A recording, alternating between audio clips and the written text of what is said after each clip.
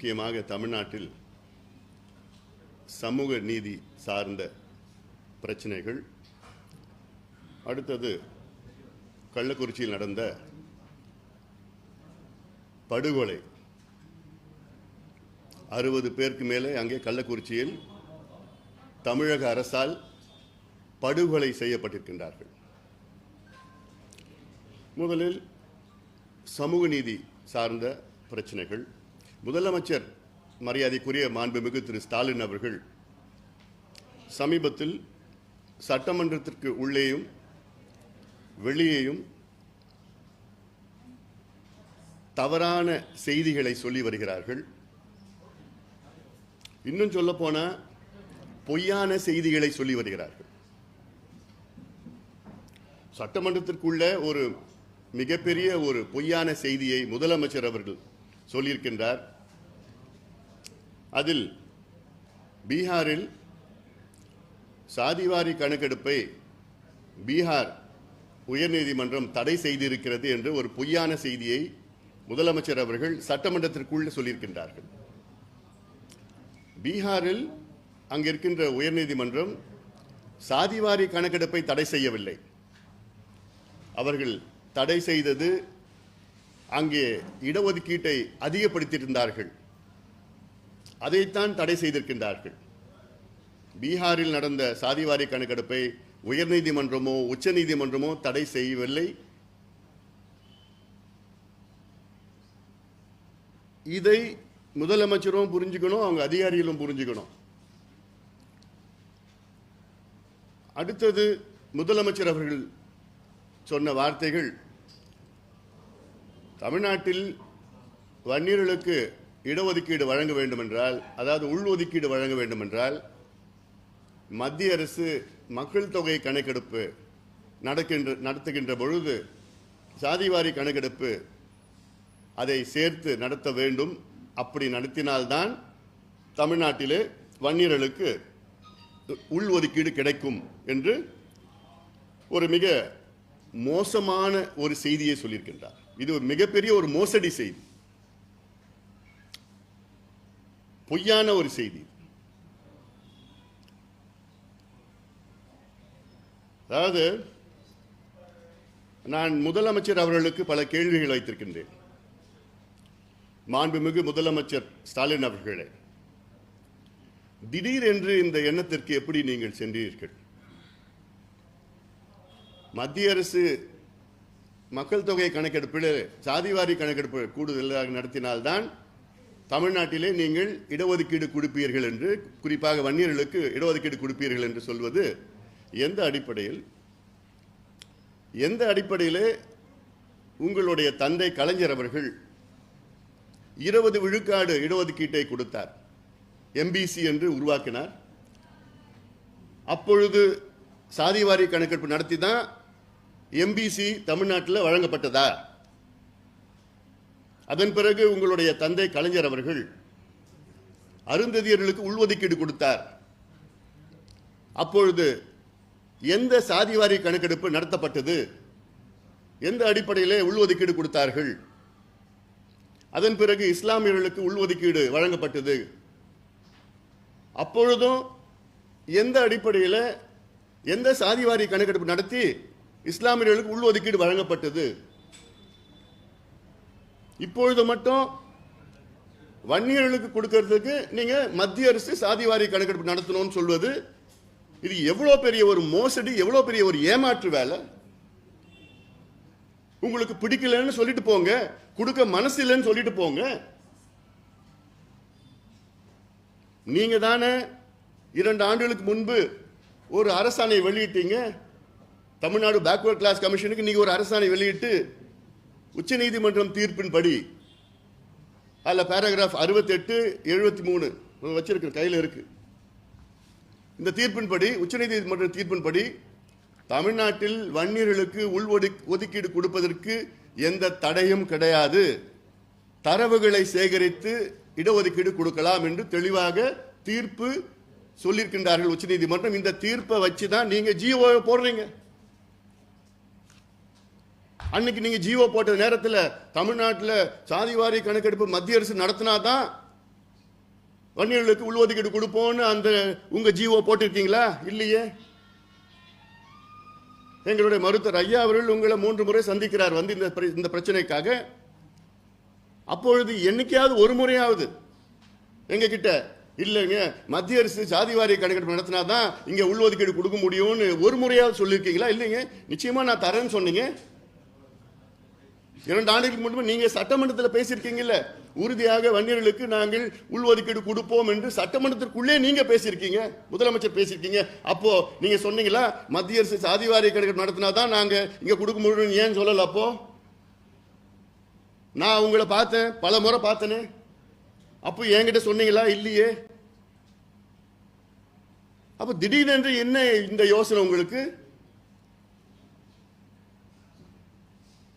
தமிழ்நாட்டில் சாதிவாரி கணக்கெடுப்பு நடத்துவதற்கு அதிகாரம் இல்லைன்னு ஒரு பொய்யான செய்தியை மீண்டும் மீண்டும் முதலமைச்சர் ஸ்டாலின் அவர்கள் சொல்வது இது ஏற்றுக்கொள்ள முடியாது. உயர்ந்த பொறுப்பில் இருக்கின்ற ஸ்டாலின் அவர்கள் ஏன் கடந்த காலத்தில் தமிழ்நாட்டில் கணக்கெடுப்பு நடத்தலையா? 1984 அம்பாசங்கர் வந்து வீடு வீடா போய் கணக்கெடுப்பு நடத்தலையா? நடத்திருக்கிறாங்க. அந்த அம்பாசங்கர் ஆணையத்தின் படிதான் 50 விழுக்காடு இடஒதுக்கீடு பிசி என்ற இடஒதுக்கீடு உறுதி செய்யப்பட்டது. உச்சநீதிமன்றத்தில் எப்படி நீங்க தமிழ்நாட்டில் 50 விழுக்காடு பிசி கொடுத்தீங்கன்னு கேட்டாங்க. அதுக்கு அம்பாசங்கர் ஆணையம் ஒன்று பிறப்பித்து அவர் வீடு வீடா போய் எனுமரேஷன் பண்ணார். எல்லா டோர் டு டோர் எனுமரேஷன் பண்ணார். அப்ப அது கணக்கெடுப்பு இல்லையா? அப்போ அதிகாரம் இல்லையா? அப்போ அந்த அதிகாரத்தை வைத்துதான் 50 விழுக்காடு பிசி, அதன் பிறகு அந்த அதிகாரத்தை வைத்துதான் 20 விழுக்காடு எம்பிசி, 30 விழுக்காடு பிசி, அந்த அதிகாரத்தை வைத்துதான் உள்ஒதுக்கீடு வழங்கப்பட்டிருக்கிறது. இஸ்லாமியர்களுக்கு உள்ஒதுக்கீடு, அருந்ததியருக்கு உள்ஒதுக்கீடு, அந்த அதிகாரத்தை வைத்துதான் வன்னியர்களுக்கு உள்ஒதுக்கீடு பரிந்துரை எப்போ பரிந்துரை செஞ்சிருக்காங்க. உங்க கலைஞர் கொடுத்த ஆணை, சட்டநாதன் ஆணை. சட்டநாதன் ஆணையம் 1969 கலைஞர் அவர்கள் நியமனம் பண்ணார். அவங்க கொடுத்த ரெக்கமெண்டேஷன் என்னைக்கு? அப்ப கொடுத்த ரெக்கமெண்டேஷன் எவ்வளவு? வன்னியர்களுக்கு 15 விழுக்காடு இடஒதுக்கீடு கொடுக்கணும்னு. அப்போ அதெல்லாம் குப்பையில் தூக்கி போட்டாங்க. அம்பாசங்கர் அதுதான் கொடுக்கிறார். ஜனார்தனம் குழு அதுதான் கொடுக்குது. தணிக்காச்சலம் குழு அதுதான் கொடுக்குது. இவ்வளோ குழுக்கள் கொடுத்தோம். இப்போ கடைசியில் இன்னைக்கு நீங்க சொல்றீங்க மத்திய அரசு எடுத்தாதான் நடத்துவோம் சொல்வது இது வந்து ஏதாவது என்ன பொறுத்த வரைக்கும் இந்த ஒரு சமுதாயத்தின் மேல வன்மமாக தான் நான் பார்க்கிறேன். இது இங்க நான் ஜாதி பத்தி பேச வரல. இது ஜாதி பிரச்சனை கிடையாது. தமிழ்நாட்டில் பெரும்பான்மையான ஒரு சமுதாயம் இன்னைக்கு கோவணம் கட்டிக்கிட்டு கூழோ கஞ்சியோ குடிச்சு குடிசையில் வாழ்ந்துக்கிட்டு ரோடு போட்டுக்கிட்டு சாராயத்தை குடிச்சுக்கிட்டு படிப்பறிவு இல்லாத வேலை வாய்ப்பு இல்லாத ஒரு மிகப்பெரிய ஒரு சமுதாயம். இந்த சமுதாயத்தை முன்னேற்றினா தமிழ்நாடு முன்னேறும். தமிழ்நாட்டில் 2 பெரிய சமுதாயங்கள் இருக்குது. இந்த நிலையில் இருக்கு. ஒன்று தாழ்த்தப்பட்ட சமுதாயம், ஒன்று வன்னியர் சமுதாயம். இந்த 2 சமுதாயம் சேர்ந்தா 40 விழுக்காடு மக்கள் தொகை. இந்த சமுதாயத்தை முன்னேற்றுவதை தவிர வேற உங்களுக்கு வேற என்ன வேலை? தமிழ்நாடு முன்னேறணும்னா எப்படி முன்னேறும்? ஆனா அதுக்கு முன்னேற்றுவதற்கு இந்த காரணம் அந்த காரணமே கிடையாது. பீகார்ல உங்களால நடத்த முடியுதாங்க ஜாதிவாரி கணக்கு நடத்த முடியுதுன்னா தமிழ்நாட்டிலேயே நடத்த முடியல. அதுல என்னென்னமோ அமைச்சர் சிவசங்கர் விட்டு பேச வைக்கிறது. அவருக்கு என்ன பேசுறன்னு அவருக்கே தெரியல. அமைச்சர் சிவசங்கர் பேசுறாரு, முதலமைச்சர் ரசிக்கிறார் சிரிச்சுக்கிட்டு. இது என்ன கலாச்சாரம் எனக்கு ஒன்றும் புரியலைங்க. அங்க பேசுறது சமூக நீதி பிரச்சனை, வாழ்வாதார பிரச்சனை. சிவசங்கர் பேசுறாரு, திண்டிவனத்திலிருந்து தேர்தல் நேரத்தில் ஒரு குரல் வந்துதான். சிவசங்கர் அவர்களே, திண்டிவனத்திலிருந்து அந்த குரல் வரலன்னா இந்நேரம் நீங்க உங்க குடும்பத்தோடு சேர்ந்து கோவணம் கட்டின்னு ஆடு மாடு மேய்ச்சிட்டு இருப்பீங்க, விவசாயம் பண்ணிட்டு இருப்பீங்க. உங்க ஊர்ல நீங்க அமைச்சராக இருந்திருக்க மாட்டீங்க. திண்டிவனத்திலிருந்து அந்த குரல் வரலன்னா இன்னைக்கு நீங்க அமைச்சராக இருக்கிறது காரணமே திண்டிவனத்திலிருந்து அந்த குரல் தான். உங்களுக்கும் உங்க குடும்பத்துக்கும் உங்க சார்ந்தவருக்கும் சேர்ந்து அந்த குரல் அப்போ 45 வருஷமா ஒலித்திட்டு இருக்கு. அந்த குரல் இவர் திறமைக்கு தான் கொடுத்தாங்களா அமைச்சர் பதவி?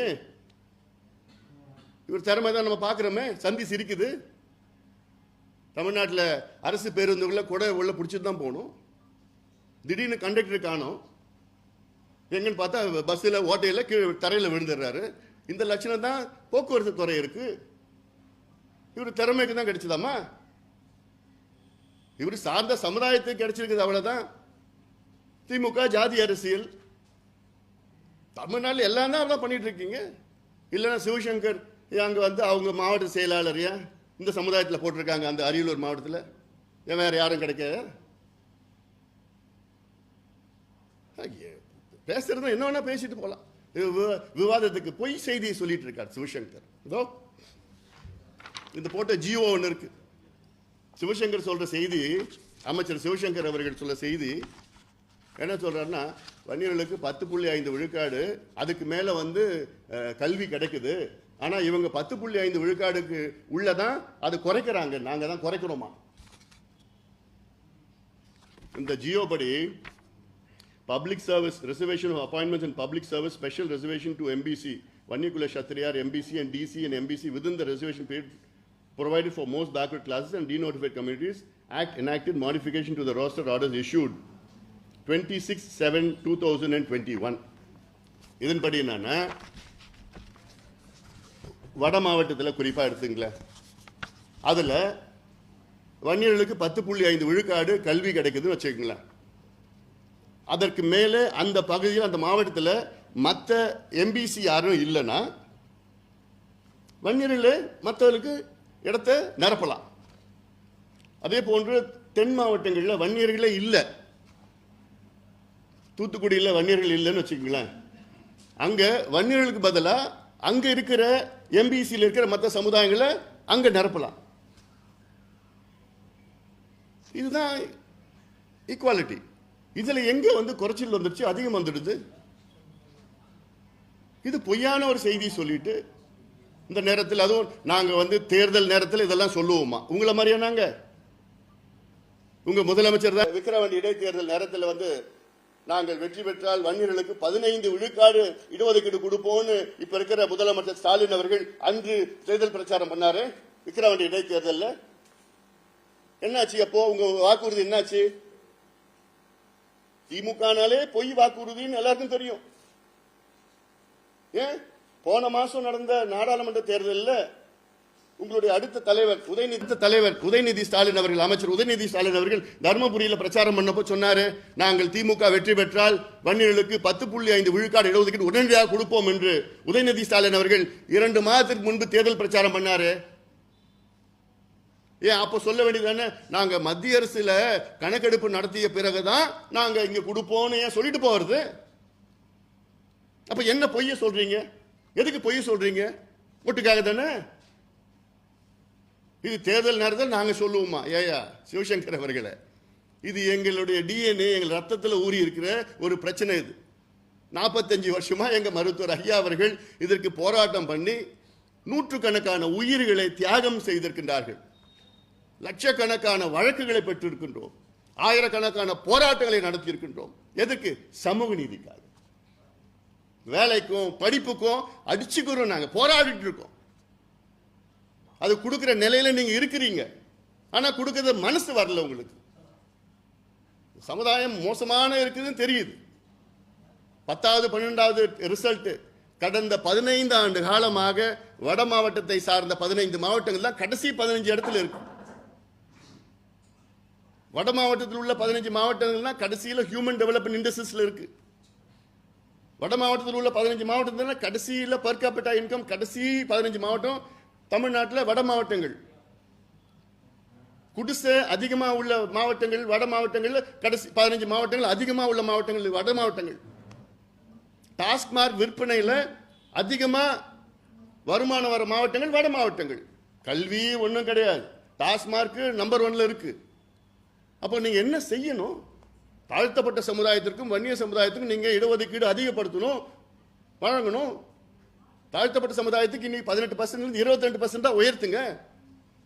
அது நாங்க 1980 நாங்க கோரிக்கை வச்சோம், இன்னைக்கும் நாங்க கோரிக்கை வைக்கிறோம். கள்ளக்குறிச்சியில் யார் இறந்தா? ஏன் இறந்தாங்க?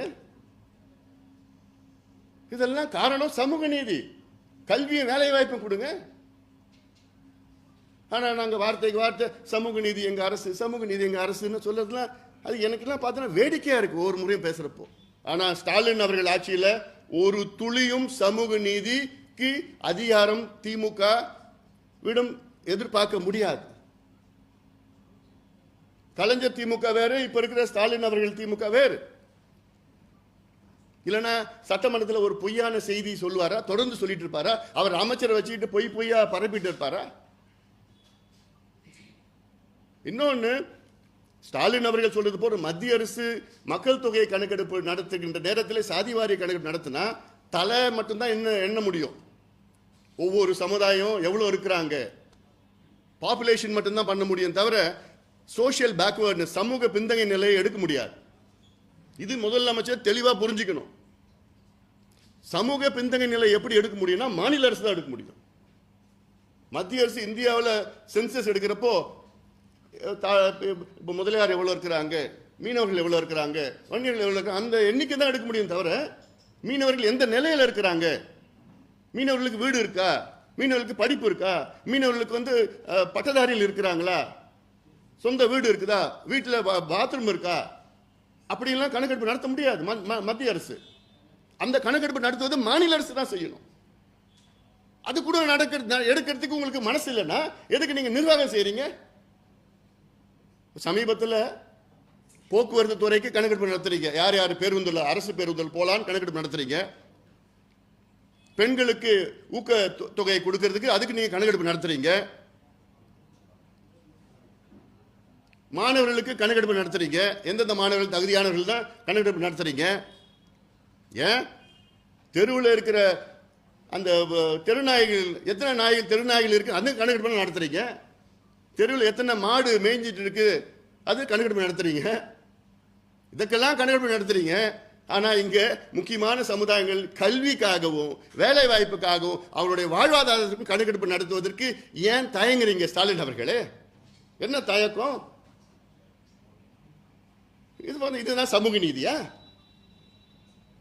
பீகார்ல கணக்கெடுப்பு நடத்தி அங்க 19 குறியீடுகளை கண்டுபிடிச்சிருக்கிறாங்க.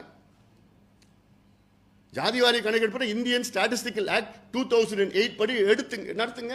நாங்க 1952 சென்சஸ் ஆக்ட் கேட்கல, 1948 சென்சஸ் ஆக்ட் கேட்கல. நாங்க கேட்கறது 2008 ஸ்டாட்டிஸ்டிக்கல் ஆக்ட். 2008 ஸ்டாட்டிஸ்டிக்கல் ஆக்ட் படி பஞ்சாயத்து தலைவருக்கு ஜாதிவாரி கணக்கெடுப்பு நடத்த அதிகாரம் இருக்கிறது. பஞ்சாயத்து தலைவருக்கு, முதலமைச்சருக்கு இல்லையா? அந்த சட்டத்தின்படி தான் பீகார் முதலமைச்சர் எடுத்திருக்கிறார்.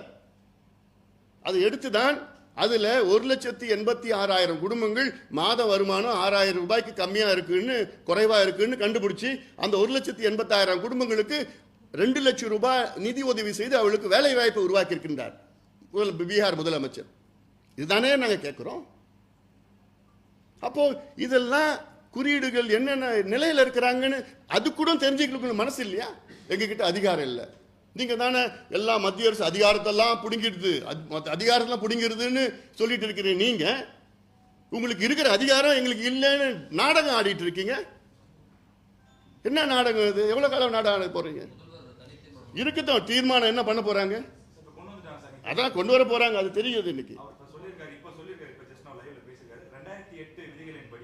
மாநில அரசு மேற்கொள்வதற்கு அதிகாரம் கிடையாது, மத்திய அரசு தான் மக்கள் தொகை கணக்கெடுப்பை நடத்த வேண்டும், மாநில அரசு சமூக பொருளாதார புள்ளிவிவரங்கள் படிதான் விவரங்களை சேகரிக்க முடியும்.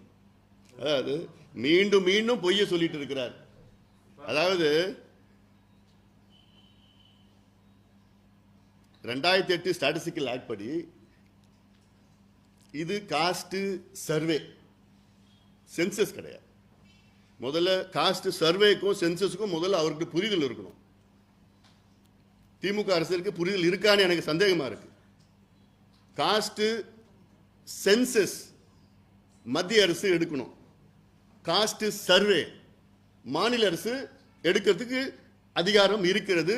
அந்த அதிகாரத்தை வைத்துதான் பீகார் முதலமைச்சர் எடுத்து அந்த சர்வே பீகார் உயர்நீதிமன்றம் தடை கொடுக்கல, உச்ச நீதிமன்றம் தடை கொடுக்கல. அப்போ அது செல்லும். அந்த சர்வே வச்சு தான் ஆந்திரா அரசாங்கம் எடுத்துட்டு இருக்காங்க, கர்நாடகா எடுத்து முடிச்சுட்டாங்க, தெலுங்கானா எடுத்துட்டு இருக்கிறாங்க, ஒரிசா எடுத்துட்டு இருக்கிறாங்க. அப்போ இவ்வளவு மாநிலங்கள் எடுக்கிறதுக்கு உங்களுக்கு என்ன தடை இருக்கு? எவ்வளோ ஒரு பொய்ய சட்டமன்றத்தில் சொல்றாரு. அந்த எனக்கு அந்த இருக்காப்பா 2008 ஸ்டாட்டிஸ்டிக்கல் ஆக்ட் இருக்கா? கொடுப்பார். தெளிவாக அதில் சொல்லியிருக்கிறாங்க. அந்த ஸ்டாட்டிஸ்டிக்கல் ஆக்ட் படி பஞ்சாயத்து தலைவருக்கு அதிகாரம் இருக்குன்னு 2008 ஸ்டாட்டிஸ்டிக்கல் ஆக்ட்ல சொல்றாங்க. முதலமைச்சருக்கு தெரியலன்னு எனக்கு வேடிக்கையா இருக்கு. எங்களுக்கெல்லாம் மனசு இல்லை அப்படி சொல்லிட்டு போயிடுங்களேன். இதை வச்சுக்கிட்டு அவங்கள வச்சு பேசுறது இவங்கள வச்சு பேசுறது எல்லாம் பேசி பேசி அசிங்கப்பட்ட. நான் கேட்குறேன், சிவசங்கர் சொல்றாரு வாதத்துக்கு வாங்க, நான் வரேன். சிவசங்கர் அவர்களே, நீங்க கூப்பிடுங்க, எங்க வேணா நான் வரேன். இதுதான் உங்க தலைப்பில் போடுவீங்க நீங்க. அப்புறம் எங்க கூப்பிடுறீங்களா நான் வரேன். நான் எனக்கு ஒன்றும் பிரச்சனை கிடையாது. இது சம்பந்தமா அவர் சொல்றது ஸ்டாட்டிஸ்டிக் டேட்டா எல்லாம் சொந்தமா நான் வரேன். நான் விளக்கம் சொல்றீங்களா? நான் விளக்கம் சொல்றேன், நான் வரேன். நான் பொய்ய சொல்லிட்டு இருக்காதீங்க.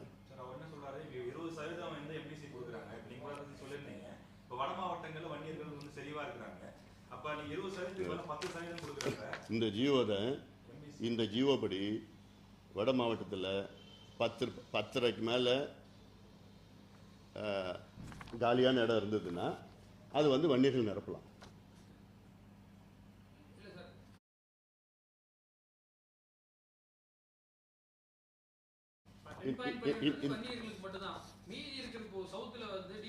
தமிழ்நாட்டில் இருக்கிற 38 மாவட்டத்திலையும் ரிசர்வேஷன் இருக்கு. தமிழ்நாட்டில் இருக்கிற 38 மாவட்டத்திலையும் 10.5 விழுக்காடு கொடுக்கப்படுகிறது. தென் மாவட்டத்தில் வன்னியர்கள் இல்லைன்னா அதில் எம்பிசியில் இருக்கிற மற்ற சமுதாயங்கள்லாம் அதில் அந்த இடத்த வந்து நிரப்பலாம். அதுதான் இந்த ஜியோ போட்டிருக்காங்க. இதில் என்ன பொய் சொல்லிட்டு இருக்காரு. இன்னொன்று நான் கேட்குறேன், இவர் சொல்றாரு 10.5 விழுக்காடு அது வந்து குறைவா இருக்குன்னு சொல்றாருல்ல. ஏன் அது 15 விழுக்காடா நீங்க ஏத்துறதுல யார் தடை பண்றா? இன்னைக்கு தமிழ்நாட்டில் வன்னியர்கள் வந்து 18 விழுக்காடு மக்கள் தொகை அடிப்படையில் இருக்கிறாங்க. ஆனால் கிடைச்சது வந்து 10.5 விழுக்காடு குறைவா கடந்த ஆட்சியாளர் கொடுத்துட்டாங்க. கடைசி நிமிஷத்தில் ஏதோ கொடுத்தானுங்க, குளறுபடி நடந்து போச்சு, யாரையோ திருப்திப்படுறதுக்காக குறைச்சி கொடுத்துட்டாங்க. நாங்கள் எங்களுடைய கோரிக்கையே கடந்த ஆட்சி காலத்தில் கோரிக்கையே எங்களுக்கு வந்து 18 விழுக்காடு கொடுக்கணும் தான் கோரிக்கை வச்சோம். அப்புறம் நேரம் இல்லாத காரணத்தால் தேர்தல் நேரத்தில் அதுக்கு முன்பு பார்த்தோன்னா சரி அதை குறைச்சி கழிச்சு முதல்ல கட்டத்தை வரணும்னு நாங்கள் பண்ணணும். இதுவே வந்து நீங்கள் சட்டநாதன் குழு பரிந்துரை, அம்பாசங்கர் குழு பரிந்துரை, தணிக்காச்சலம் ஜனார்தனன் குழு பரிந்துரையில் என்ன பண்ணியிருக்காங்கன்னா வன்னியர்களுக்கு 14 விழுக்காடு இடஒதுக்கீடு கொடுக்கணும்னு சொல்லியிருக்கிறாங்க. மக்கள் தொகை அடிப்படையில் இருந்து 18 விழுக்காடு, ஆனால் குறைஞ்சபட்சம் 14 விழுக்காடு இடஒதுக்கீடு கொடுக்கணும்னு சொல்லியிருக்கிறாங்க. ஏன் அது நீங்கள் சிவசங்கர் நீங்கள் செய்யுங்களே, அதில் யார் தடை கொடுக்குறா உங்களுக்கு?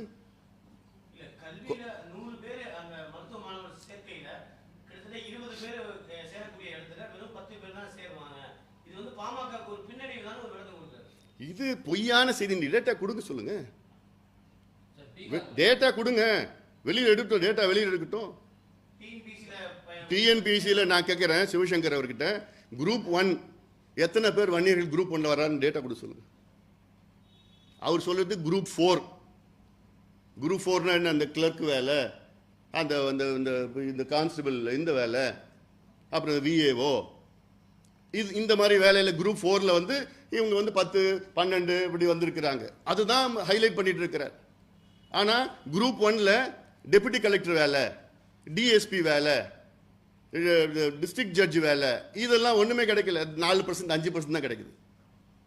ஆனால் அதெல்லாம் வரக்கூடாது. சிவசங்கருக்கு அதெல்லாம் வரக்கூடாது. சும்மா அந்த இவங்க கீழே இருக்கிற 4வது அந்த குரூப் 4 அது மட்டும்தான் இவர் கண்ணில் பார்க்க தெரியுதாம்மா? டேட்டா கொடுங்க, வெளியில் கொடுங்க. சும்மா சொல்லிக்கிறது, சும்மா பேசிக்கிறது, பொய் பேசுறதெல்லாம் டேட்டா வெளியில் சொல்லுங்க. என்ன யார் யார் எப்படி கிடைச்சு சொல்லுங்க.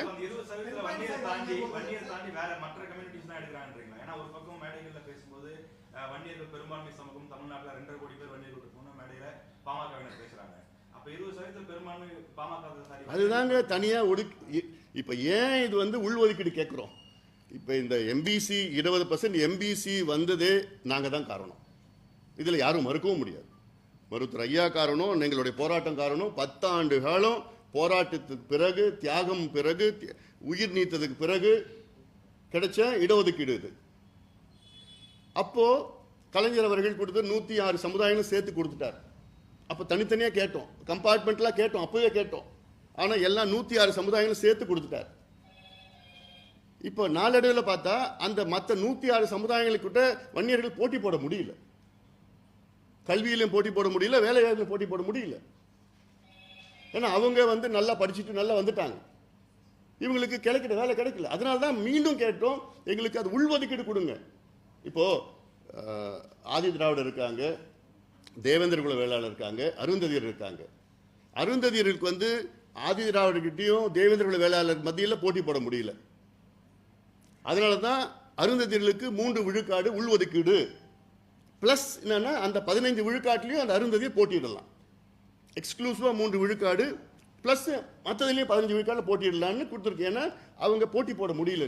அதே நிலை தான் வன்னியரில் இருக்கிறாங்க. அதில் போட்டி போடுறதுலனா இந்த பிஏ பிஏ அந்த படிப்பு சாதாரண படிப்பு ப்ளஸ் முக்கியமாக வேலை வாய்ப்பு. டிஎன்பிசியில் சொல்கிறாரு, அது டேட்டா எடுக்க சொல்லுங்கள். குரூப் ஏ எத்தனை பேர் கிடச்சிருக்குது, குரூப் பி எத்தனை பேர் கிடச்சிருக்குது. போன டிஎஸ்பியில் 22 பேர் எடுத்திருக்காங்க, டிஎஸ்பி எடுத்திருக்காங்க. அதில் எவ்வளோ வன்னியர் கிடச்சது? 2 பேர் தான் கிடச்சிது. மற்ற 20 பேர் மற்ற சமுதாயத்தை சார்ந்தவங்க. ஆனால் போராடினது உயிர் நீத்தது எல்லாம் இந்த சமுதாயம் தான். அப்போ என்ன நியாயம் கிடைக்குது? அது பொய்ய சொல்லிக்கலாம். இன்னொன்று, இவங்க சொல்கிற கணக்கு கியூமுலேட்டிவ் கணக்கு சொல்கிறாங்க. நாங்கள் போய் பார்த்தப்போ கியூமுலேட்டிவ் டேட்டா தனித்தனியாக கொடுக்கறது இல்லை. இவங்க மொத்தமாக சேர்த்து எல்லாம் குரூப் 1 through 3 4 கியூமுலேட்டிவாக இவ்வளோ வர்றாங்க. பிரிச்சு கொடுத்து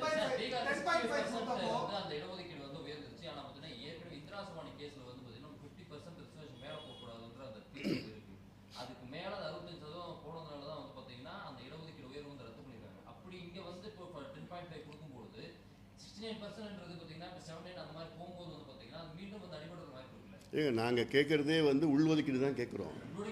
20 விழுக்காட்டில் உள்ஒதுக்கீடு தான் கேட்குறோம். இங்கே இஸ்லாமியர்களுக்கு பண்ண முடியுது, அருந்ததிற்கு பண்ண முடியுது, ஏன் வன்னியர்கள் பண்ண முடியாதுன்னா கேட்குறோம். நாங்கள் உள்ஒதுக்கீடு தான் நாங்கள் கேட்குறோம். அதனால் இதில் கொடுக்கறதுக்கு என்ன பிரச்சனை இருக்குது? உச்சநீதிமன்றமும் சொல்லியிருக்கிறாங்க, வன்னியர்களுக்கு உள்ஒதுக்கீடு கொடுக்க தடை கிடையாதுன்னு சொல்கிறாங்க. உச்சநீதிமன்றம் வந்து மத்திய அரசு ஜாதி வாரிய கணக்கெடுப்பு நடத்தினா தான் கொடுங்கன்னு சொல்லலை, எந்த இடத்துலையும் சொல்லலையே. தரவுகளை சேகரித்து கொடுங்கன்னு. அந்த தரவுகள் தான் சிவசங்கர் சொல்ல தரவுகள். முதலமைச்சர் என்ன சொல்றாருன்னா தரவுகள் இல்லைன்னு சொல்றாரு. எங்களுக்கு மத்திய அரசு கணக்கெடுப்பு நடத்தினாதான் தரவுகள் வரும்னு சொல்றாரு முதலமைச்சர். அவருடைய அமைச்சர் சொல்றாரு தரவுகள் இருக்குன்னு சொல்றாரு. அப்ப இதுல யார் பொய் சொல்றா, யார் உண்மை சொல்றா? அதுல இருக்கு.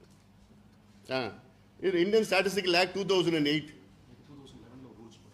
அதில் rules 2011. Any department in a state government or any local government in a state shall, before making a direction under section 3 of the Act for collection of statistics on any subject for any reference period in any geographical unit under its jurisdiction, consult the nodal officer in the state to avoid unnecessary duplication in collection of statistics. So any department of central government shall, before making a direction under section 3 of the Act, statistics duplication collection. So அதனால every notification under section 3 of the Act shall contain the following particulars: subject and purpose of collection of statistics, geographical area, method of data. இது எல்லாமே டேட்டாவாக இருக்குது. இல்லை அதனால் இதில் கிளியராக சொல்லியிருக்கிறாங்க.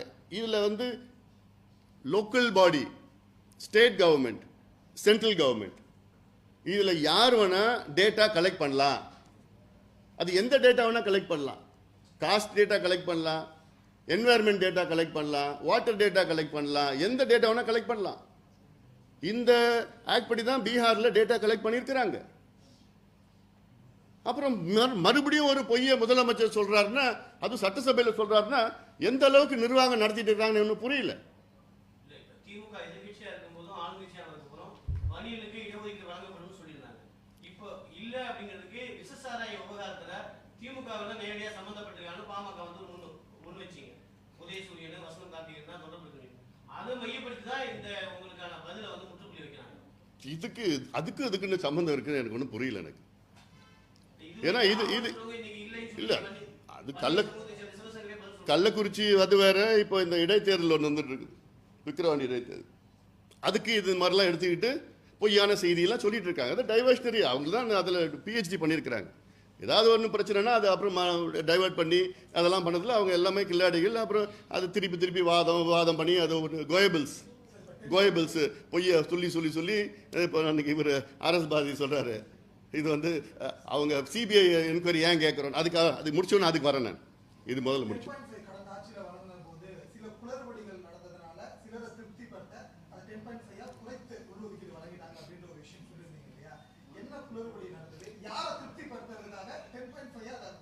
இதுக்குள்ளே நான் போக விரும்பலை. அது முடிஞ்சு போனது. இப்போ நான் போக விரும்பலை. இல்லை, நடந்து முடிஞ்சு போனது.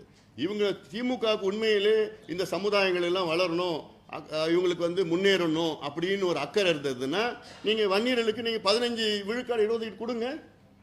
நீங்கள் சொன்னது தானே. இன்றைய முதலமைச்சர் மரியாதைக்குரிய திரு ஸ்டாலின் அவர்கள் கடந்த விக்கிரவாண்டி இடைத்தேர்தல் நேரத்தில் சொன்னார், நாங்கள் ஆட்சிக்கு வந்தவுடன் வன்னியர்களுக்கு 15 விழுக்காடு இடஒதுக்கீடு கொடுப்போம் என்று சொன்ன ஸ்டாலின் அவர்கள். அப்போ எந்த அடிப்படையில் அப்போ சொன்னார்? ஒரு ஆதாரம் இருந்து தானே, டேட்டா இருந்ததுன்னு சொல்லியிருக்கிறாரு. பரிந்துரைகள் வச்சு தான் சொல்லியிருக்கிறார். சட்டநாதன் பரிந்துரை, அம்பாசங்கர் பரிந்துரை, ஜனார்தனம் பரிந்துரை, இதெல்லாம் வச்சு தான் சொல்லியிருக்கிறார். இந்த ஜனார்தனம் பரிந்துரை வச்சு தான் இஸ்லாமியர்களுக்கு உள்ஒதுக்கீடு கொடுக்குறாங்க. இதே ஜனார்தனம் பரிந்துரை வச்சு தான் அருந்ததிகளுக்கு உள்ஒதுக்கீடு கொடுக்குறாங்க.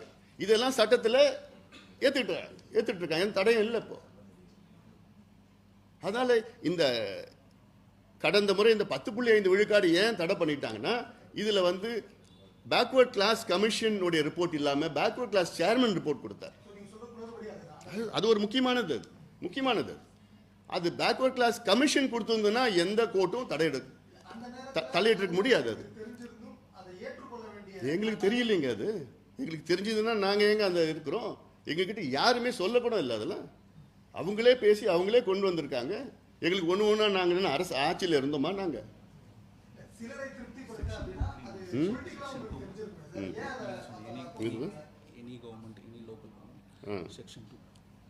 அதான் இந்த இந்தியன் ஸ்டாட்டிஸ்டிக்கல் ஆக்ட் 2008 மறுபடியும் நான் சொல்கிறேன். நான் இதில் வந்து செக்ஷன் 2, அதாவது any local government, that is to say panchayats or municipalities, as the case may be, in relation to collection of statistics under a direction issued by it under section 3. அதனால் so இது எல்லாத்துக்கும் அது நிறைய மற்றெல்லாம் நிறைய இருக்குது. Statistics means statistical survey means a census or a survey whereby information is collected from all the informants in the field of enquiry or from a sample thereof by an appropriate government under this act or any other relevant act, wholly or primarily for purpose of processing and summarizing by appropriate statistical procedures. இதுக்கு மேலே தெளிவுபடுத்தணுமா? முதலமைச்சர் சுற்றி எத்தனை IAS officer இருக்காங்க? அவங்களுக்கு இது கூட தெரியாதம்மா? ஒரு ஆக்ட், இந்தியன் ஆக்ட் தெளிவாக இருக்கு. அதுக்கு அப்புறமும் முதலமைச்சர் சொல்றாரு எங்களுக்கு அதிகாரம் இல்லைன்னு சொல்றதுன்னா அப்புறம் நான் வேற என்ன தான் சொல்ல முடியும் என்னால்? இது தமிழக மக்கள் புரிஞ்சுக்கணும். தமிழ்நாடு அரசை, முதலமைச்சர் நிர்வாகத்தை பற்றி புரிஞ்சுக்கணும். தமிழக மக்கள் எந்த அளவுக்கு இவங்களுக்கு அந்த அளவுக்கு தெரியாம பேசிட்டு இருக்கிறாங்கன்னு.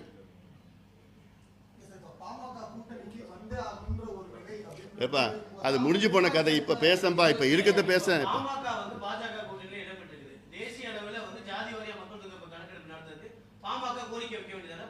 உறுதியா வைப்போம்.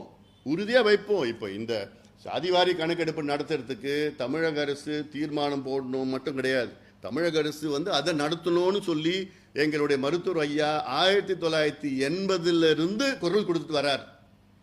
அப்படி ஒரு தலைவர்களும் அப்படி கொடுத்தது கிடையாது. இருக்கிற முதலமைச்சர்கள் எத்தனையோ முறை சந்திச்சிருக்கிறார். கடந்த காலத்தில் எம்ஜிஆர் அவர்களையும், கலைஞர் அவர்களையும், ஜெயலலிதா அவர்களையும், அதுக்கப்புறம் நம்மளுடைய எடப்பாடி பழனிசாமி அவர்களையும் எத்தனையோ முறை சந்திச்சு, அப்போ பிசி அலெக்சாண்டர் இருந்தார் கவர்னர் ஆட்சி, அவரையும் சந்திச்சு இது வலியுறுத்தி அப்போதான் என்ன கேட்டுட்டு இருக்கோம்? நாங்கள் ஜாதி வரிக்கிறாங்க தெரிஞ்சாதானே நீங்கள் சமூக நீதி நிலைநாட்ட முடியும். உங்களுக்கு அதுக்கு கணக்கெடுப்பு நடத்துறதுக்கே உங்களுக்கு மனசு இல்லைன்னா நீங்கள் எப்படி நீங்கள் சமூக நீதி பற்றி பேசுறது தகுதி இருக்கு உங்களுக்கு?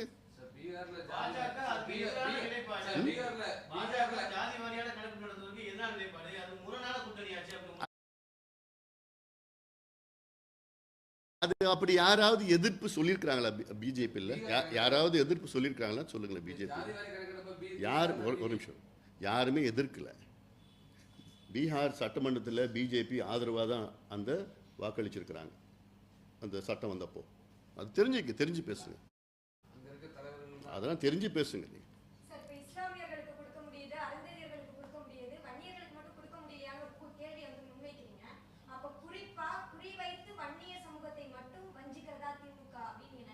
நிச்சயமாக அதில் உங்களுக்கு என்ன சந்தேகம் இருக்குன்னு புரியல எனக்கு. வன்னியர்கள் வந்து திமுகவுக்கு தொடர்ந்து ஆதரவு அளிச்சுட்டு தான் வந்துட்டு இருக்கிறாங்க. 1957 நீங்கள் தேர்தல் எடுத்துக்கங்க. அப்போ பார்த்தீங்கன்னா ஒட்டுமொத்தமாக அவங்க திமுக வெற்றி பெற்றது வட மாவட்டங்கள் தான். 15 இடத்த வெற்றி பெற்றாங்க. அது 15 தான் நினைக்கிறேன். 15ல் வட மாவட்டத்தில் ஒட்டுமொத்தமாக வெற்றி பெற்றாங்க. 62ல் 50ல் 45 வட மாவட்டத்தை சார்ந்தது. 67 138 வெற்றி பெறுறாங்க. அதில் கிட்டத்தட்ட 80 விழுக்காடு வட மாவட்டத்தை சார்ந்தது தான். அப்படிப்பட்ட ஒரு பெரிய சமுதாயத்திற்கு நான் சொல்கிறேன், கலைஞர் அவர்கள் இருந்திருந்தாருன்னா இந்த பிரச்சனையே வந்திருக்காரு. கலைஞர் அதான பிரச்சனை. கலைஞர் வந்து அவருக்கு சமூக நீதி உணர்வு அவருக்குள்ள இருக்கு, எல்லாம் எங்களுக்கு தெரியும்.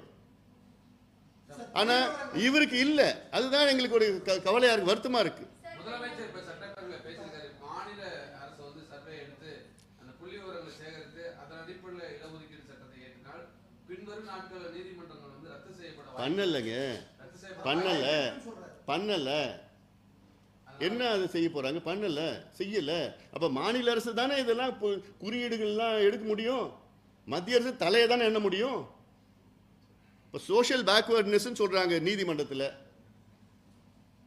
அப்போ சோஷியல் பேக்வர்ட்னஸ் நீங்க எப்படி கண்டுபிடிப்பீங்க? ஆமா, இப்போ பீகார்ல என்ன பண்ணிருக்காங்க, இந்த இடஒதுக்கீடு அதிகப்படுத்தினாங்கல்ல. அப்போ அது என்ன காரணம் சொன்னாங்கன்னா, ரைட் டு ஈக்குவாலிட்டி ஆர்டிகல் 14, 15, 16 சொல்றாங்க. அது இல்லாமல் இது வந்து ப்ரொபோஷனல் பாப்புலேஷன் ரெப்ரசன்டேஷன் கிடையாது, இது இன்க்ளூசிவ்னஸ்ன்னு சொல்றாங்க. இன்க்ளூசிவ்னஸ்னா என்னன்னா, பேக்வர்ட்னஸும் பாப்புலேஷனும் ரெண்டும் சேர்த்து பண்ணணும்னு சொல்றாங்க. மத்திய அரசு கணக்கெடுக்கிறது வந்து ஒன்லி பாப்புலேஷன் தான் கணக்கெடுக்க போறாங்க. அப்போ நீங்க அது பேக்வர்ட்னஸ் எங்க நீங்க எப்படி கணக்கெடுப்பீங்க? நீங்க மாநில அரசு எடுக்கணும். அதுவும் இந்த ஆக்ட் படி தான் எடுக்கணும். அந்த ஆக்ட் நான் தெளிவாக சொல்லியிருக்கிறேன்ல, நான் எல்லாம் அதிகாரம் இருக்கு. Local body, state, central government மூணுத்துக்கும் அதிகாரம் இருக்குன்னு சொல்றேன். எல்லாம் கணக்கெடுப்பு நடத்தலான்னு இதில் இருக்கு, சட்டத்தில் இருக்கு. நான் வேணா கொடுக்குறேன், உங்ககிட்ட கொடுக்குறேன், நான் எடுத்து கொடுப்பேன். என்ன கணக்கெடுப்புனா நடத்தலாம்னு சொல்றாங்க. ஜாதி வாரி கணக்கெடுப்பு நடத்தலாம், சுற்றுச்சூழல் எடுக்கலாம், பள்ளிக்கூடம் எடுக்கலாம், வேலை வாய்ப்பு எடுக்கலாம், எல்லாமே எடுக்கலாம். கணக்கெடுப்பு நடத்தலாம், ஆனா அதன் அடிப்படையில் உள்ஒதுக்கீடு கொடுத்தா அது நீதிமன்றத்தால ரத்து செய்யப்பட வாய்ப்பு இருக்குன்னு தான் கோட் பண்றாங்க. சரி, பண்ணி பாருங்களேன், ரத்து பண்ணட்டும். இப்ப அதனால என்ன ஏன் முயற்சி பண்ண மாட்டீங்களா நீங்க? இல்ல நான் கேட்கறது, அவங்க செஞ்சிருவாங்கன்னு சொல்றீங்களே, ஏன் முயற்சி பண்ணுங்க. இல்ல முயற்சி பண்ணுங்க. உச்ச நீதிமன்றமும் என்ன சொல்லியிருக்கிறாங்க, தடை இல்ல, உள்ஒதுக்கீடு கொடுக்க தடை இல்ல, நீங்க தரவுகள் வச்சு தடை ஜஸ்டிஃபை பண்ணுங்கன்னு சொல்றாங்க.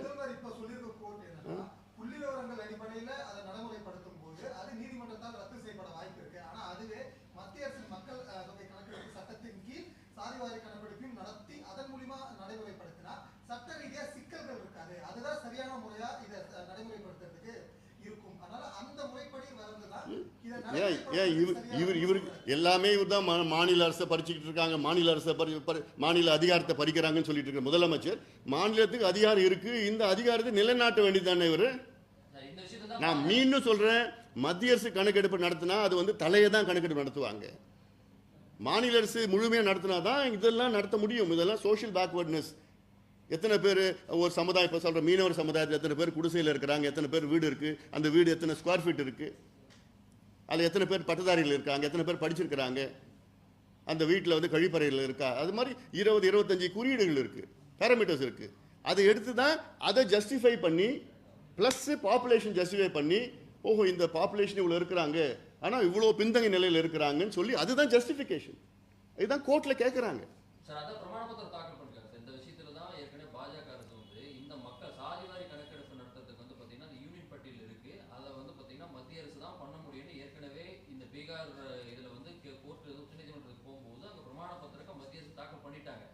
மத்திய அரசு தான் சாதிவார கணக்கெடுப்பு நடத்த முடியும்னு மத்திய அரசு சொல்லிட்டாங்க. அப்படி இருக்கும்போது வந்து இப்ப நீங்க கூட்டணி இருக்கீங்கன்னா நீங்க பாஜக அரசு கிட்ட தான் உங்களோட கோரிக்கை வந்து வைக்க முடியும். அப்படி இருக்கும். சரி, அந்த ஒரு நிமிஷம் அப்படி கோர்ட்ல பீகார் கோர்ட்ல சொன்னாங்க இல்லைங்களா?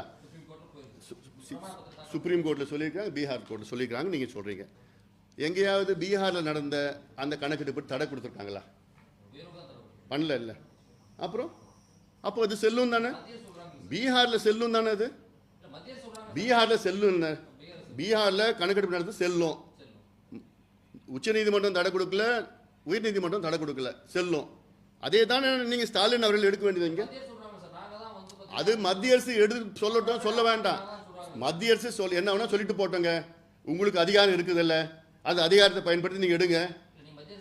நாங்கள் சொல்லுவோம் மத்திய அரசு வலியுறுத்துவோம், அது வேற. அதை மீண்டும் நாங்கள் மீண்டும் சொல்றது, மத்திய அரசு எடுத்தால் அது தலை கணக்கு தான் எடுப்பாங்க.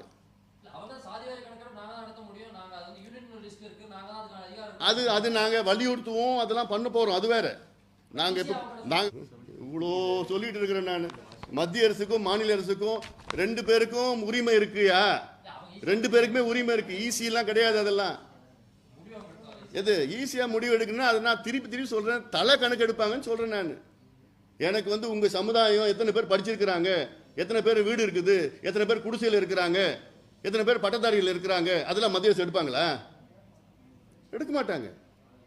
அவங்க மொத்தமாக உங்கள் சமுதாயம் எவ்வளோ இருக்கிறாங்கன்னு தான் எடுப்பாங்க தவிர உங்கள் சமுதாயம் எந்த நிலையில் இருக்குன்னு எடுக்க மாட்டாங்க. எந்த நிலையில் எடுக்கிறது தான் இந்த இந்தியன் ஸ்டாட்டிஸ்டிக்கல் ஆக்ட் படி இவர் எடுக்க சொல்கிறேன் நான்.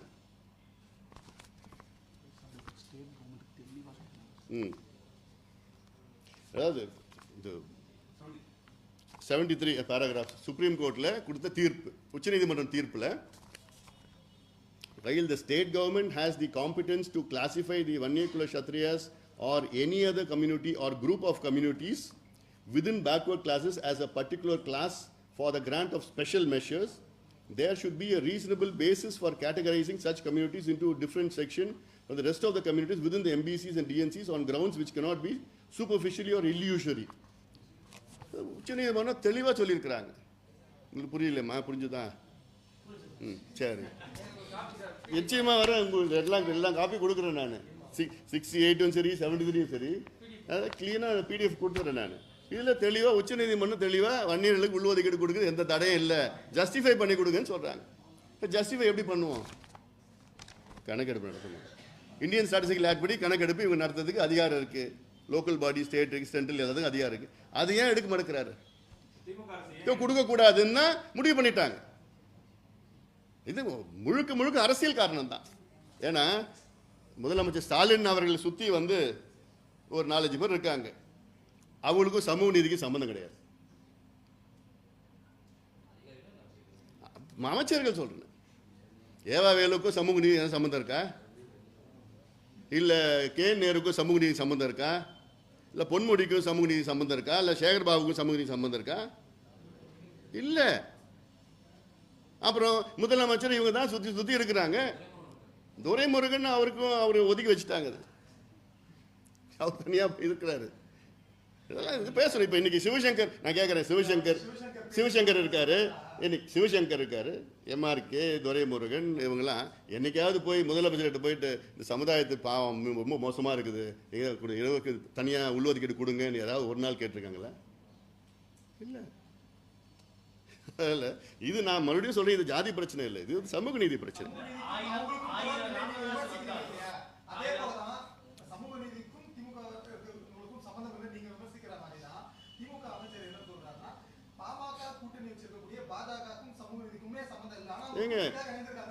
எங்க தனித்துவம் வேறங்க. நாங்க கூட்டணி வச்ச எங்க கொள்கையெல்லாம் விட்டு கொடுத்துருவோமா? எங்களுக்கு தனித்துவம் இருக்கு. நான் இன்னைக்கு நீட் நாங்க எதிர்க்கிறோம், நாங்க கூட்டணி போன காம்ப்ரமைஸ் ஆயிட்டோமா என்ன? கூட்டணி என்பது தேர்தல் கூட்டணி. திமுக பாஜகவோட கூட்டணி வைக்கலையா? இல்ல திமுகவுக்கும் காங்கிரஸுக்கும் ஒரே கொள்கை வச்சிருக்காங்களா? இல்ல காங்கிரஸுக்கும் கம்யூனிஸ்டுக்கும் ஒரே கொள்கை வச்சிருக்காங்களா? கேரளாவில் பார்த்தா தெரியும். அங்கே போயிட்டு அரவிந்த் கெஜ்ரிவாலுக்கும் காங்கிரஸுக்கும் ஒரே கொள்கை வச்சிருக்காங்களா? நான் மம்தா பானர்ஜியும் காங்கிரஸ் ஒரே கொள்கையில் இருக்காங்க. அப்போ அவங்க கொள்கையில சமரசம் ஆயிடுவாங்களா? நாங்கள் கூட்டணி, அது எங்களுடைய கொள்கைகள், அதுவும் எங்களுடைய அடிமட்ட கொள்கைகள் சமூக நீதி. எங்க இயக்கம் தொடங்குறது காரணமே சமூக நீதி தான். அதுல நாங்க எப்படி விட்டு கொடுக்க போறோம்? விக்கிரவாண்டி இடைத்தேர்தலில் வன்னியர்கள் திமுகவுக்கு வாக்களிப்பதை 1000 ராமதாசுகள் வந்தாலும் தடுக்க முடியாதுன்னு RS பாரதி சொல்லியிருக்காரு. யார் சொல்றது? RS பாரதி. அவர் சமீப காலத்தில் ஏதோ கொஞ்சம் பேசிட்டு இருக்காரு. அதெல்லாம் சீரியஸா எடுத்துக்காதீங்க. அது முதிர்ச்சி காரணமாக ஏதோ பேசிட்டு இருக்காரு. அது என்னன்னோ பேசிட்டு இருக்காரு. அதெல்லாம் நாங்க சீரியஸா எடுத்துக்கிறது இல்லை. நீங்களும் எடுத்துக்காதீங்க.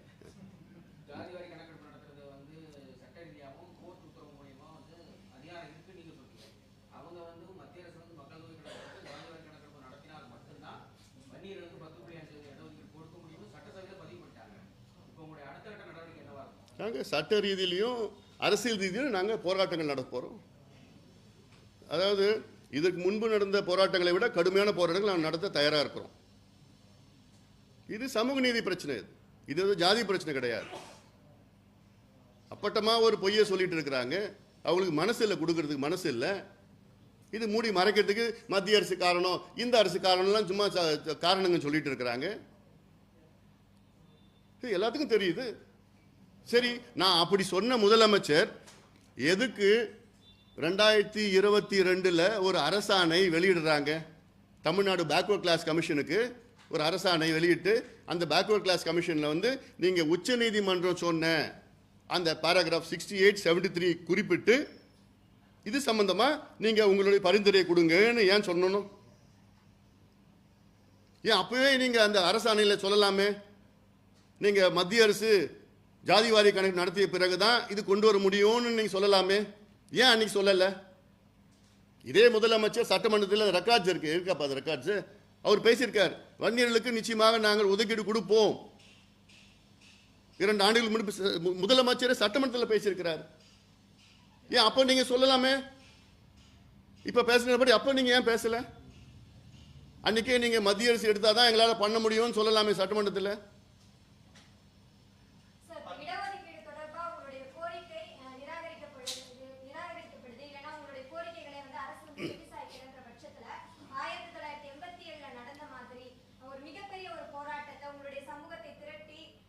ஏங்க இது அது அதாவது இது வந்து ஏதோ ஒரு சமுதாயத்தை சார்ந்த பிரச்சனை கிடையாதுங்க, தெரிஞ்சுக்குங்க. நாங்கள் கேட்குறது வந்து தமிழ்நாட்டில் ஜாதிவாரி கணக்கெடுப்பு நடத்தணும். அதுதான் எங்களுடைய முதன்மை கோரிக்கை. நடத்தி எந்தெந்த சமுதாயங்கள் இந்த இடஒதுக்கீட்டில் பயன்பெற்றிருக்கின்றார்கள், எந்தெந்த சமுதாயங்கள் பயன்பெறவில்லை என்று முதல்ல நம்ம தெரிஞ்சுக்கணும், அரசு தெரிஞ்சுக்கணும்.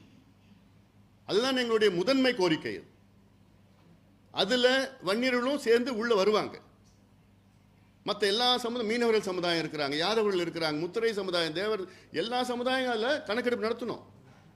நடத்தி இவ்வளோ காலமாக நமக்கு இடஒதுக்கீடு வழங்கப்பட்டிருக்கிறது, அதில் யார் கிரீம் இருக்கு, யார் அதிகமாக எடுத்துருக்கிறாங்க, அதெல்லாம் கண்டுபிடிச்சு யார் கிடைக்கல அவங்களுக்கு முன்னுரிமை கொடுக்கணும். அதுக்காக தான் நான் எடுக்க சொல்றோம். மீண்டும் மீண்டும் சொல்வது, 1980 எங்க ஐயா வலியுறுத்துவதற்கு காரணம் இதுதான். அதே போன்ற தாழ்த்தப்பட்ட சமுதாயத்துக்கு நீ 18 22 கொடுக்கணும், 22 கொடுக்கணும். அதெல்லாம் எங்களோட கோரிக்கை. அப்ப நீங்க எடுத்தா தானே தெரியும் உங்களுக்கு. நாங்க எடுக்காமலே தட்டி கழிச்சு, உங்களுடைய அதிகாரத்தை தட்டி கழிச்சு, அப்ப எடுக்கிறது மனசு இல்லைன்னு சொல்லிட்டு போங்களேன் வெளிப்படையா.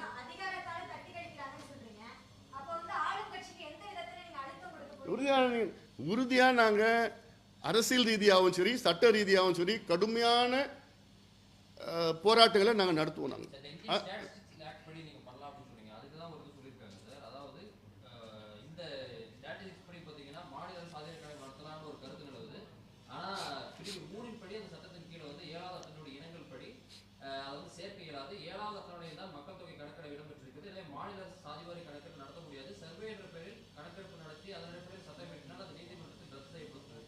எந்த நீதிமன்றம் ரத்து செய்யப்பட்டிருக்கிறாங்க? யார் சொல்லியிருக்கிறது? எல்லாம் அப்படியே எல்லாம் எதுவாயிட்டாங்க எக்ஸ்பர்ட். அது பீகாரில் அது தடையே இல்லை. அது சரி, அந்த கணக்கெடுப்பு நடத்தி எந்த நிலைமையில எந்த சமுதாயம் இருக்குன்னு அது தெரிஞ்சுக்கிறது மனசு இருக்கா முதலமைச்சருக்கு? இந்த கேள்வி கேளுங்களா அவர்கிட்ட. நீங்கள் இடஒதுக்கீடுலாம் நீங்கள் அதிகப்படுத்துவானா பண்ண வேண்டாம். அட்லீஸ்ட் இந்தியன் ஸ்டாட்டிஸ்டிக்கல் ஆக்ட் படி தமிழ்நாட்டில் எந்தெந்த சமுதாயம் எந்தெந்த நிலையில் இருக்குது அது தெரிஞ்ச முடியுமா? அதுக்காக எடுக்க முடியுமா?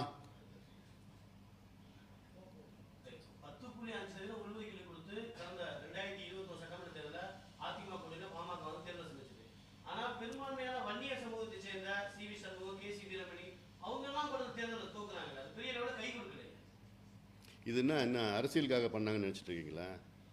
இல்ல தேர்தலுக்காகவா, எலெக்ஷனுக்காக பண்ணதா? அது உங்களோட அது உங்களுடைய கண்ணோட்டம். அதாவது ஒரு சமுதாயத்துக்கு கொடுத்த இடஒதுக்கீடை கொச்சப்படுத்தாதீங்க நீங்க. ஏன்னா இதெல்லாம் வந்து இவ்வளோ பேர் தியாகம் பண்ணி உயிர் நீத்து ஜெயிலுக்கு போய் வழக்குகள் வாங்கி அடிதடி வாங்கி பண்ண இடஒதுக்கீடு இதெல்லாம் அதெல்லாம் சும்மா போய் நீ கொச்சப்படுத்தாதீங்க. அது இந்த தோத்துட்டாங்க ஜெயிச்சிட்டாங்க அதெல்லாம் பண்ணாதீங்க, கொச்சப்படுத்தாங்க.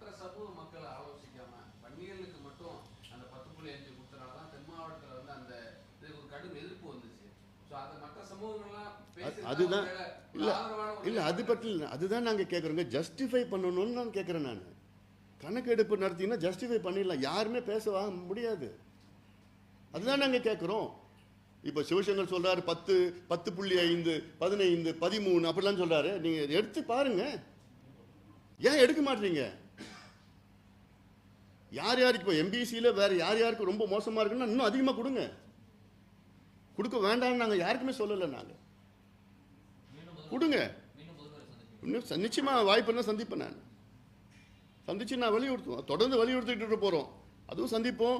அது பிறகு எல்லாரையும் எல்லா மக்களையும் பின்தங்கிய சமுதாயங்கள் தாழ்த்தப்பட்ட சமுதாயங்கள்லாம் திரட்டி நாங்கள் கடுமையான போராட்டங்கள் நடத்துவோம். நாங்கள் அது எதுக்கும் தயங்க போறதில்லை. எங்களை பத்தி உங்களுக்கு தெரியும். இது வந்து சமூக நீதி பிரச்சனை, வாழ்வாதார பிரச்சனை, தமிழ்நாட்டினுடைய முன்னேற்ற பிரச்சனை. இது தாழ்த்தப்பட்ட மக்களுக்கு இப்ப 18% கொடுக்குறாங்க. அதாவது கூடுதலா கொடுக்கணும்னு கேட்டா எவ்வளவு கொடுக்கணும்? 22 விழுக்காடு கொடுக்கணும்.